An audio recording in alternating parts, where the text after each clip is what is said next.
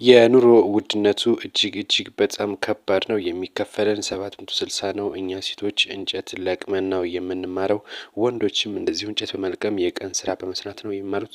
የደሴ መምህራን ማሰልጠኛ ተማሪዎች ናቸው የተናገሩት። ከ40 ዓመት በላይ መምህራን በማሰልጠን የሚታወቀው ደሴ መምህራን ማሰልጠኛ ኮሌጅ በዲግሪ እና በዲፕሎማ የሚያሰለጥናቸው ተማሪዎች የሚከፈላቸው 760 ብር መሆኑ ጉዳት ማለት ችግር እንደገጠማቸው የተናገሩት ተማሪዎቹ ቤተሰብ በቤት ሰራተኝነት እንደዚሁም ደግሞ የተለያዩ ስራዎችን በመስራት እንደሚማሩም ጭምር ነው የገለጹት።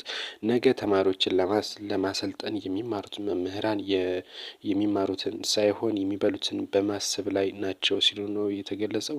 ለመማር በጣም የኮሌጁ ዲን እንዳሉት ከሆነ ሀሰን ወርቁ በጡሳ ተራራ እንደዚሁም ደግሞ በአዝዋ ተራራ ላይ አሳሳቢ ነው። 760 ብር ለና ተማሪው ለባለፈው ዓመታቸው አንድ ተማሪ ህይወቱ እንዳለ ከዚህ ጋር ተያይዞ እስከ ክልል እስከ ፌዴራል ጥያቄ አቅርበናል። ነገር ግን ምላሽ እየጠበቅን ብለዋል።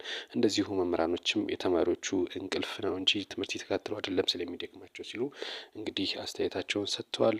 መንግስት ምላሽ እንዲሰጣቸውም እየጠየቁ ይገኛሉ። ሌሎች መረጃ ይዤ መልስላችኋለሁ። መልካም ቆይታ